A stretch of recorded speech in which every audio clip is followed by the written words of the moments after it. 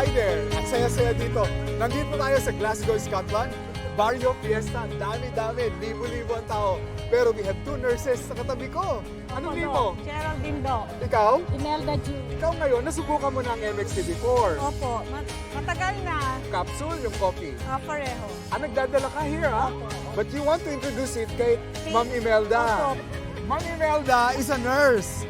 Ngayon, nagwo-work siya pero retired na. Pero here, Nursing home. nursing home. So, yung mga may edad na ang tinaalagaan mo.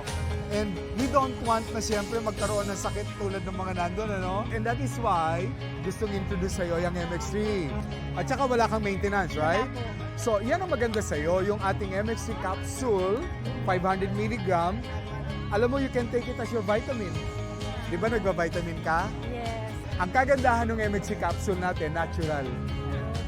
At saka, Filipino.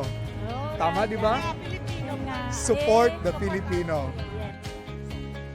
Thank you! Thank you, Thank you, MX3!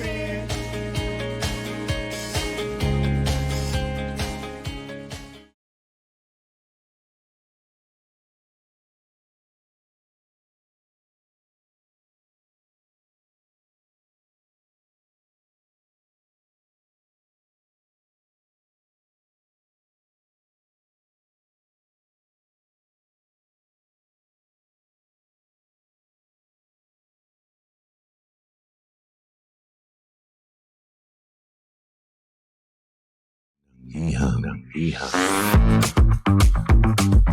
Ang pinakamakulit na girlfriend mo sa balat ng radyo. Isang magandang morning sa inyong lahat! Ako pa rin po nag-iisang girlfriend mo sa radio. My name is Lindsay. Makulit pero may puso, handang makinig sa mga kwento mo. Alam mo, feeling ko kailangan mo na siyang iwan kasi it doesn't make sense. Ang kwento sa lihim ng liham. Mahal kong Lindsay. Sana po makarelate ang lahat dito sa kwento ko. Hindi ko alam kung maniniwala kayo pero kahit papano, susubukan ko pong ibahagi sa inyo ang aking experience.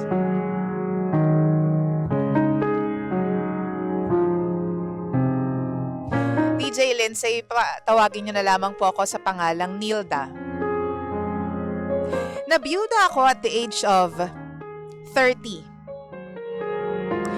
Kasi 15 years old pa lang po kami, magkasama na kami ng mister ko. Half of my life, kasama ko siya. Ilang taon pa lang po siyang wala. At habang tumatagal, akala ko mababawasan yung sakit. Ganun pala yun, no? Parang habang tumatagal, mas bumibigat pala. Kaya naman nag-decide po ako na maghanap ng lalaking tutulong sa akin. Alam nyo na, para makalimot. Pero kahit anong gawin ko, hindi ko siya magawang makalimutan. I do have friends, pero iba yung lagi kang may kasama. Yung lagi kang may kausap, pagsasabihan mo ng mga problema mo, mga kwento tungkol sa araw mo. So I tried online dating. Naka-meet po ako ng 3 lalaki at lahat ng na-meet ko in person, nasasaktuhan po na malapit lamang sa akin. Yung una kong nakadate, okay naman siya. Well, actually, lahat naman sila okay. Maginoo, may itsura naman, at maayos ang posisyon sa buhay. Yun nga lang, palagi pong nagkakaaberya. Nung unang nakadate ko itong lalaki na ito, hindi ko alam kung bakit sobrang sumakit daw yung ulo niya. Yung pangalawa naman, after daw ng date namin, sumakit naman daw yung tiyan niya to the point na kailangan niyang manatili sa bahay ng 2 araw. Yung pangatlo naman, nahilo daw after ng date namin. As in, lahat po sila nagkakaroon po ng karamdaman. Nagkakaroon po ng sakit ng katawan pagkatapos naming mag-date.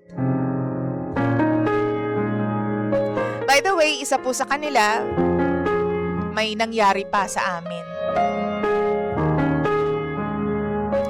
After namin makaalis doon sa pinagstayan namin, nahilo naman siya. Tapos tumaas yung BP. Dinala pa nga namin sa ER pero nakauwi din naman the same day. Sobrang weird po talaga. Pero naisip ko, baka naman ayaw pa talaga ng husband ko na may ipalit ako sa kanya. Kasi, bakit ganun yung mga nangyayari sa mga nakakadate ko? Nakwento ko ito sa ate ng asawa ko. Sabi niya, baka nga daw, hindi pa ako kayang i-let go ng asawa ko. Kasi ayaw niya akong mag-asawa. Tapos kapag naman daw nawala siya, hindi naman namin in-expect na mawawala talaga siya ng sobrang aga. Alam niyo po, ilang buwan pa lang, actually, nung mga ilang linggo pa lang na magkasama kami ng asawa ko, naramdaman ko na parang may mali. May mali sa kanya. Palagi namin dine-deny at lagi naming sinasabi na hindi, okay lang yan. Baka overthinker lang tayo. Pero, yun pala may nangyayari na talaga sa katawan niya. Dahilan para kunin siya ng maaga ni Lord sa amin. Hindi ko nga alam kung bakit ganito ako. Bakit lahat na lang ng bagay kinokonek ko sa asawa ko. Nito lang, TJ Lindsay, nakita ko ulit yung isa sa mga minahal kong lalaki noon. Alam mo, sobrang kamukha siya ng asawa ko. Nakakatawa nga eh. Parang yung mga gusto kong lalaki, iisa lang ang itsura. Nagtataka ako noon kasi iba na yung approach niya sa akin. Dati may ate pa siya na tawag sa akin. Pero nung tumagal, naramdaman kong may gusto nga siya sa akin noon kasi first name basis na yung tawag niya sa akin. Tapos nung nalaman niya na wala na nga yung asawa ko, naglakas loob siya. Nagpaka-sweet siya sa akin. Tapos laging may flowers. Tapos, alam mo yung exchange of messages na sobrang sweet? Hindi yun nawawala araw-araw.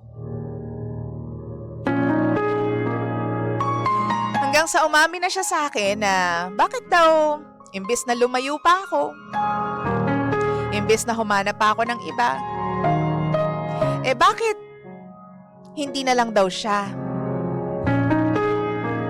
Nandiyan naman daw siya at matagal na akong kilala.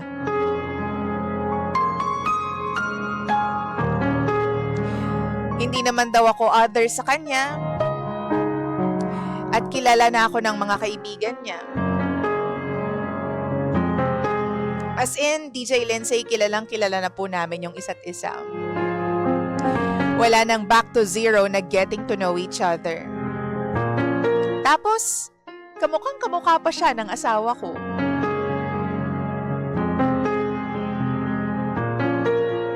Naisip ko tuloy, this time kaya, susuportahan kaya ako ng asawa ko? Okay lang kaya sa kanya na ex ko ang kapalit niya? Kesa naman maghanap pa ako ng ibang lalaki sa buhay ko. Sa tingin niyo po, DJ Lindsay, okay na po ba yung time? Paano ko po ba malalaman na handa na ako for another love life? Tulungan niyo po sana ako. Muli, ako si Nilda. At ito ang lihim ng aking liham. Nais ko